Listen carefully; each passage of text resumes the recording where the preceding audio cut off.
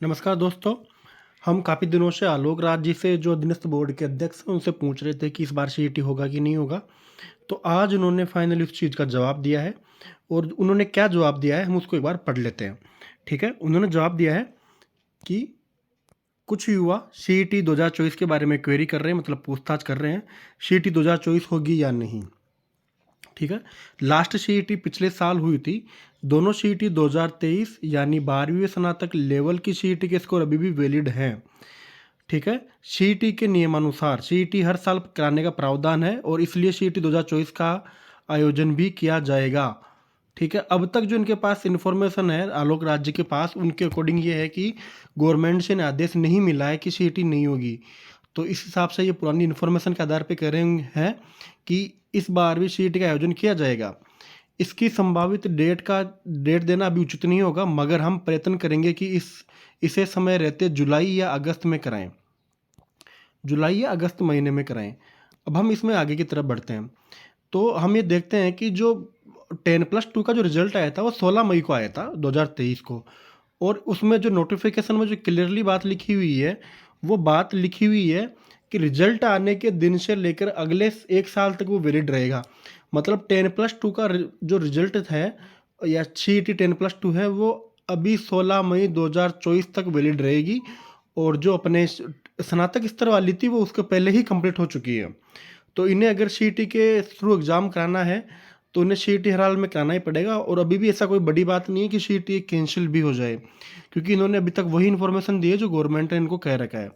इसके बाद हम बात करते हैं कि कौन कौन सी वैकेंसी है जो उसके अंदर है और उनके क्या क्या प्रावधान है। ये देखिए दोस्तों, अब हम इसमें बात करते हैं। ये देखिए, इन्होंने जो 21 तारीख 9वें महीने 2022 को जो नोटिफिकेशन निकाला था कि सीईटी कैसे होगा, तो इसमें इन्होंने ये जो तारीख, ये देख लीजिए आप। इसमें इन्होंने क्लियरली मेंशन कर रखा था, यहाँ पर देखिए, समान पात्रता परीक्षा स्नातक स्तर वर्ष में कम से कम एक बार आयोजित की जाएगी। समान पात्रता परीक्षा परीक्षा परीक्षा का स्कोर परिणाम की दिनांक पर, ये देखिए, परिणाम की दिनांक से 1 वर्ष के लिए मान्य होगा। अभी मैं आपको बता देता हूँ कि स्नातक का रिजल्ट कब आया था, और 10+2 का जो रिजल्ट आया था अपने, वो 16 मई 2023 को आया था। मतलब उसके अकॉर्डिंग 16 मई 2024 तक वो वैलिड है। मतलब यहाँ तक अगर अपने कोई वैकेंसी ये लोग डालते हैं तो हम वो सीट का स्कोर यूज कर सकते हैं। इसके बाद कोई वैकेंसी आएगी तो उसके लिए नया सीईटी चाहेगा, या हो सकता है कि सीईटी ही ना रहे। अब मैं आपको ये बता देता हूँ कि कौन कौन सी वैकेंसी है जो स्नातक स्तर के लिए है, और कौन कौन सी वैकेंसी है जो 10+2 के स्कोर के लिए एलिजिबल होगी। ये देखिए, यहाँ पर ये जो नोटिफिकेशन आया था इनका सीईटी के बारे में, प्रथम बार वो 10वें महीने में आया था। इसमें अब हम देखते हैं सीनियर सेकेंडरी लेवल की ये बात है।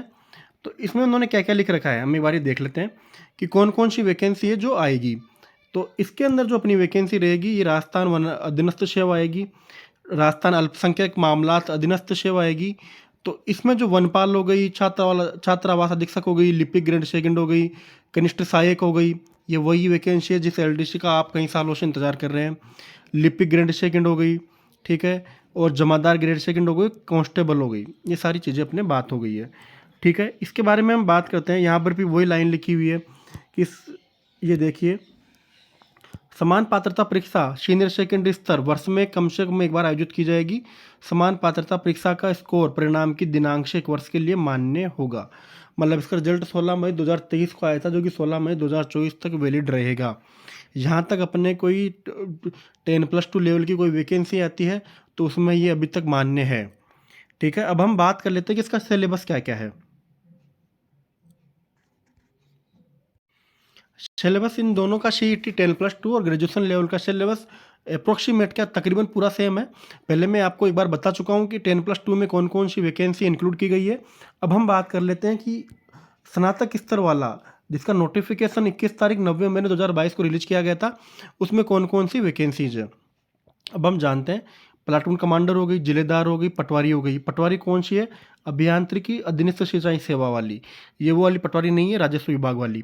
इसके बाद में हम बात करते हैं अपने, ये हो गई नंबर 3 पे कनिष्ठ लेखाकार जो अपने होती है। तहसील राजस्व लेखाकार हो गई, इसके बाद में महिला अधिकारिता विभाग हो गई, पर्यवेक्षक हो गई, उप जेलर हो गई और छात्रावास ग्रेड अधीक्षक हो गई।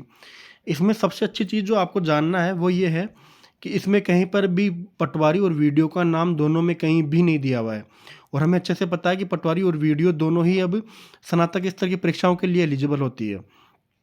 तो इसका मतलब ये तय हो चुका है कि पटवारी और वीडियो दोनों ही वैकेंसी इसके बाहर होगी। और हमें पता ही है कि 3000 वैकेंसी का नोटिफिकेशन तकरीबन अब जारी होने वाला है। तो आप जो भी लोग तैयारी कर रहे हैं पटवारी के लिए करते रहिए, क्योंकि पटवारी का सीईटी से कोई लेना देना नहीं है। अभी मैं आपके सामने बता रहा हूँ, इसमें कहीं पर भी पटवारी का जिक्र नहीं है। यहाँ पर जो पटवारी लिखा हुआ है ये सिंचाई विभाग के लिए लिखा हुआ है। वो जो पटवारी आती है जो 3000 वैकेंसी के लिए बार बार बताया जा रहा है, जो तकरीबन 3500 या 4000 वैकेंसी आएगी, वो राजस्व सेवा की विज्ञप्ति है। ठीक है, इसके बाद में अब मैं आपको सिलेबस बताता हूँ कि सिलेबस क्या क्या है। तो इन सबका सिलेबस वही है कि एज की अगर बात करें तो 18 से 40 साल इनकी एज रहेगी। और अब हम बात करते हैं यहाँ पर इनका कि सिलेबस क्या क्या रहेगा। दोनों का सिलेबस स्नातक स्तर का और 10+2 का जो सिलेबस है वो बिल्कुल सेम ही रहेगा। अब हम बात करते हैं सिलेबस क्या है इसका। ये देखिए, इसका जो सिलेबस रहेगा, प्रश्नों की संख्या 150 रहेगी, कुल अंक 300 रहेंगे, 3 घंटे का टाइम रहेगा। ठीक है, अगर हम नेगेटिव मार्किंग इसमें नहीं की जाएगी और सभी प्रश्नों के जो अंक है वो समान रहेंगे। यहाँ पर अगर आप देखें तो आपको पूरा भारत के बारे में आपको पढ़ना है। ठीक है, और राजस्थान के बारे में तो आपको पूरा पूरा हिस्ट्री, कल्चर, जियोग्राफी सब कुछ पढ़ना ही है। भारत का आपको भूगोल पढ़ना पड़ेगा। भारत की राष्ट्रीय आंदोलन जो हुए थे, मतलब जो हिस्ट्री हो गई वो पढ़नी है, उसके अंदर पॉलिटी भी मेंशन हो गई है। भारत की अर्थव्यवस्था आपको पढ़नी पड़ेगी, है ना। उसके बाद में आपको जो विज्ञान और प्रौद्योगिकी भी पढ़ना पड़ेगा, मतलब ये कंप्यूटर हो गया है। नीचे आपके यहाँ दिया हुआ है कंप्यूटर का ज्ञान, कंप्यूटर पर आप पढ़ना है। आपके यहाँ पर इसमें लिखा हुआ है तार्किक विवेचन मानसिक योग्यता, तो इसका मतलब आपके मैथमेटिक्स और रीजनिंग भी क्लियरली आपको बता दिया गया है। अगर आपको इस बारे में ज़्यादा जानना है तो मैं आपको ये सिलेबस देख लीजिए, बस इसका स्क्रीनशॉट आप ले सकते हैं। ये देख लीजिए, भारतीय राष्ट्रीय आंदोलन को लेकर क्या क्या चीज़ें हैं जो बताई गई है, ये हो गई है। इन्हीं चीज़ों में राजस्थान का इतिहास वगैरह हो गया पूरा नीचे, ये आप स्क्रीनशॉट ले लीजिए। भारत का भूगोल की अगर हम बात करें तो ये पूरा का पूरा भूगोल आपको पढ़ के जाना है। मतलब भारत इंडिया का तो राजस्थान का पूरा पढ़ना ही पढ़ना है आपको। भारत का भूगोल ही पढ़ना पड़ेगा, भारत का जो है हिस्ट्री पढ़नी पड़ेगी, भारत की ज्योग्राफी भी पूरी पढ़नी पड़ेगी आपको। ठीक है, इसके बाद में हम आते हैं अब नीचे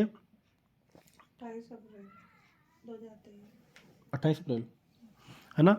अब मैं आपको बता देता हूँ कि इन्होंने मेंशन कर रखा है कि जो एक रिजल्ट आने के 1 साल तक वैलिड रहता है। तो स्नातक स्तर का जो है वो 28 अप्रैल को जारी हुआ था 2023 को।